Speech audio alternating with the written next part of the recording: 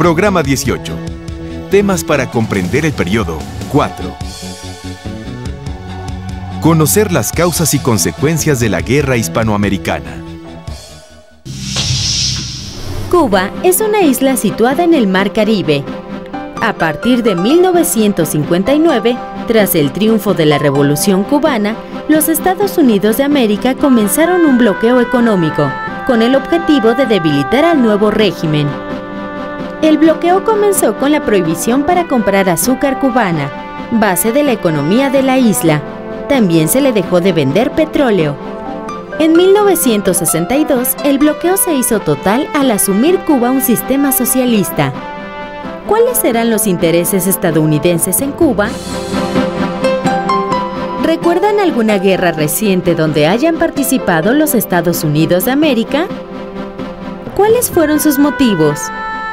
Al finalizar el programa, podrán comentar su respuesta a estas preguntas. Durante 1898, Cuba fue el escenario de la Guerra Hispano-Estadounidense, conocida en España como el Desastre del 98. Este conflicto marcó la historia de Cuba y fue decisivo para su situación actual. ¿Cuáles fueron las causas y consecuencias de la Guerra Hispanoamericana? Anoten en su cuaderno la información que les permita responder esta pregunta. A finales del siglo XIX, las grandes potencias se disputaban las colonias por razones económicas. Un país se hacía más poderoso en la medida que su fuerza militar y su influencia económica se hicieran sentir en más territorios.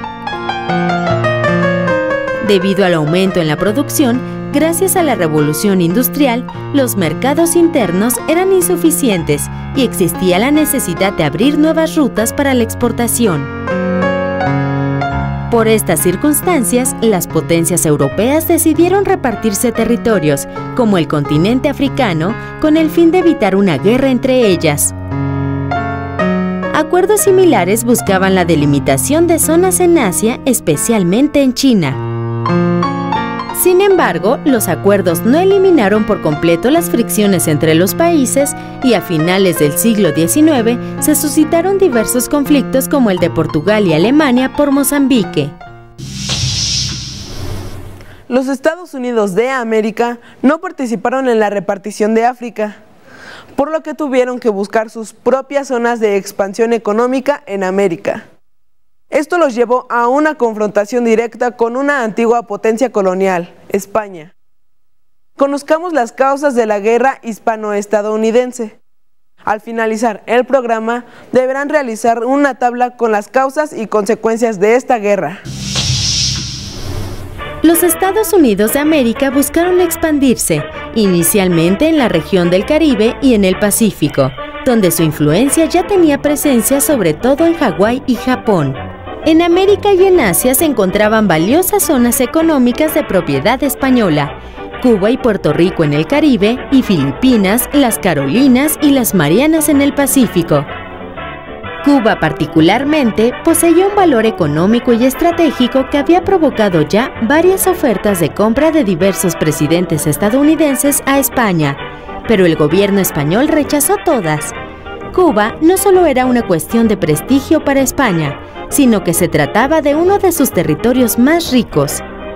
La relación entre la población cubana y la metrópoli española se deterioraba, pues ésta se negaba a permitir el libre comercio de la isla con otros países americanos, en contra de los intereses de la burguesía y de los hacendados cubanos y estadounidenses, los cuales buscaban el desarrollo económico de su principal producto, la caña de azúcar.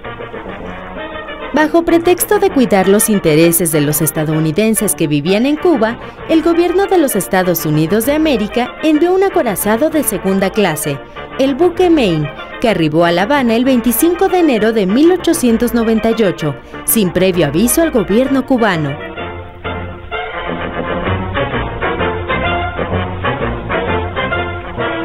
Como respuesta, el gobierno español envió al crucero Vizcaya al puerto de Nueva York. Días después, en el puerto de La Habana, estalló el Maine. El gobierno español negó cualquier relación con el hecho, pero los Estados Unidos de América lanzaron un ultimátum exigiendo la retirada de España de Cuba. España decidió declarar la guerra ante la inminente invasión estadounidense a la isla. Es así como dio inicio la guerra.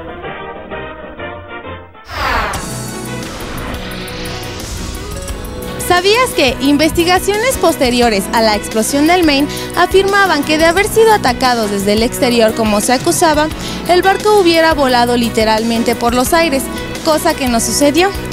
De ahí la teoría negada, siempre por el gobierno estadounidense, de que la explosión del Maine fue planeada para tener un pretexto y declarar la guerra a España, adueñándose así de Cuba. ¿Ustedes qué piensan sobre esta teoría? Otro factor que influyó en el inicio de la guerra de los Estados Unidos de América contra España fue la prensa amarillista estadounidense encabezada por el empresario William Randolph Hearst. Hearst era dueño de varios periódicos y su intención como buen empresario era vender la mayor cantidad que fuera posible. Para ello se valió desde un principio del sensacionalismo. Hacía que sus periodistas redactaran noticias exageradas sobre las supuestas atrocidades que cometían los españoles en Cuba. Esto preparó a la opinión pública para el inicio de la guerra.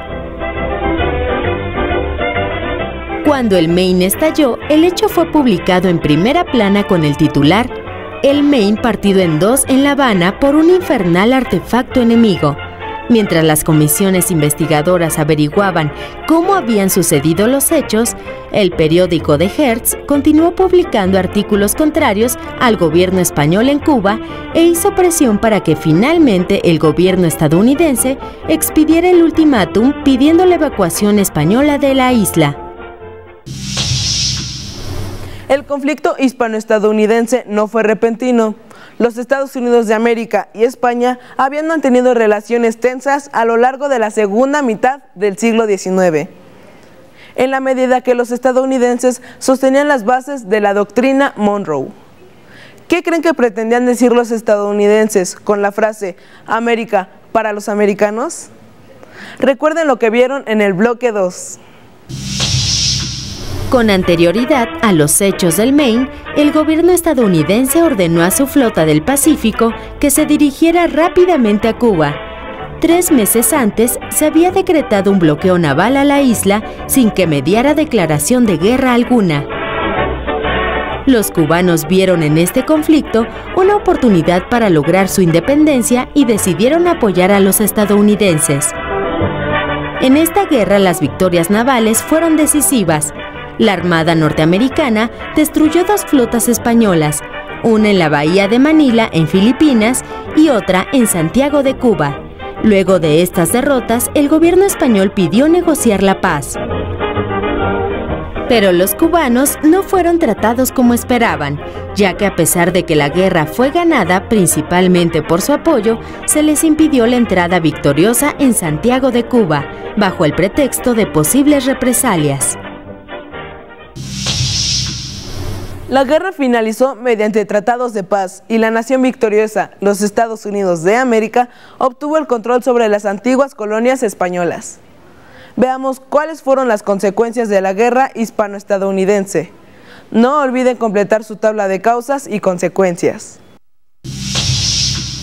A partir de los acuerdos de París de 1898, los Estados Unidos de América controlaron Cuba, Filipinas, Puerto Rico y Guam. Las restantes posesiones españolas en ultramar, incapaces de ser defendidas debido a su lejanía y a la destrucción de la Armada, fueron vendidas a Alemania. Después de la guerra hispano-estadounidense, el gobierno norteamericano justificó sus acciones con el argumento de que preparaba a las naciones subdesarrolladas para la democracia. La tutela estadounidense limitaba la independencia de los países. ¿Por qué? Sin embargo, no todos los países liberados aceptaron de buena gana la injerencia estadounidense. Por ejemplo, en Filipinas, los insurgentes que habían peleado contra el colonialismo español pronto empezaron a luchar contra las tropas de Estados Unidos de América.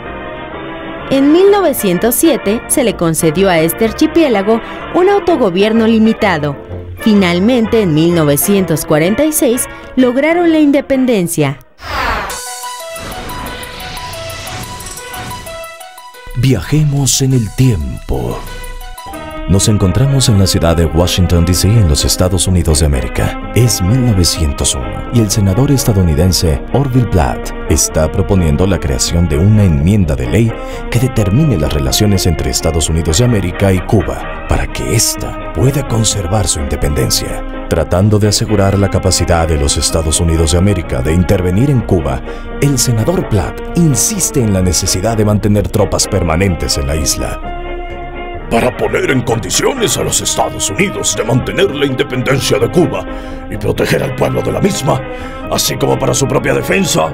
El gobierno de Cuba venderá o arrendará a los Estados Unidos las tierras necesarias para carboneras o estaciones navales en ciertos puntos determinados que se convendrán con el presidente de los Estados Unidos.